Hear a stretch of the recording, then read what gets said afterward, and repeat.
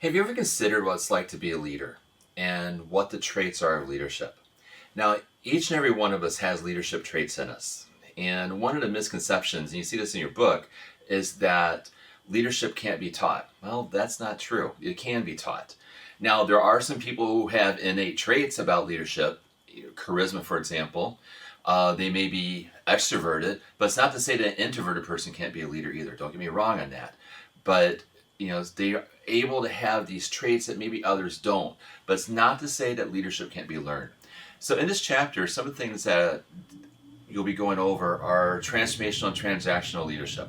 Transformational leaderships are the individuals that try to get people to stretch what they can do, show them that they're part of the organization, and show them and tell them how valuable they are and what they do is a wonderful contribution, and get them to believe in themselves. Where transactional is basically, you do something, I will pay you.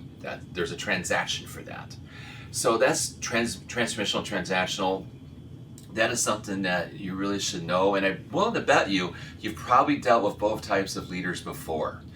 The other thing is about charismatic, where individuals can use their enthusiasm, they could use their vibrant personality to try to get people on board with what they're saying.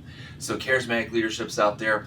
Another thing that we have to take a look at in terms of leaders, and there's a whole bunch of theories in this chapter, but one I want to talk about is what's called a leader-member exchange.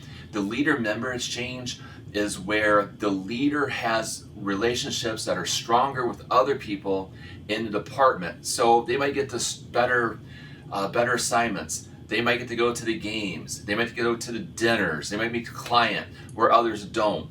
And you have to be careful with that, because if you show favoritism within the department or a building itself, you're going to fail as a leader. I want to tell you that right now.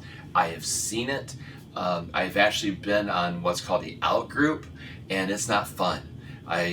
You wish you were in the in group, but there's a lot of resentment between the out group people to those that are in the in group. But in this chapter, again, there's a lot of different theories on leadership and how to approach leadership. And as you read a chapter, think about that. And again, think about those individuals that you've worked with before, and those people that you have done well with, or those people who have not done well. One thing I stress, and you'll hear me talk about this too in the discussion, is that you want to take from the good and learn from the bad. And what I mean by that is you want to take those really good traits from individuals that you like, what made them strong managers, strong leaders, and then learn from the bad what they did. It's like, oh my gosh, I don't want to do this. That was terrible. So we take the good traits, adopt those, and we say, oh my gosh, here's the bad traits. We don't want to do that. Take from the good and learn from the bad. I do that in my teaching. I've taken the traits I had from really good teachers and used those, and I've also had some really bad teachers, and I know what not to do. So that's something I use as well. As you progress through this chapter, again, we got the weekly quiz, we got the discussion question, and anytime you have any questions on the material, please let me know, and I will see you later. Have a great day. Bye.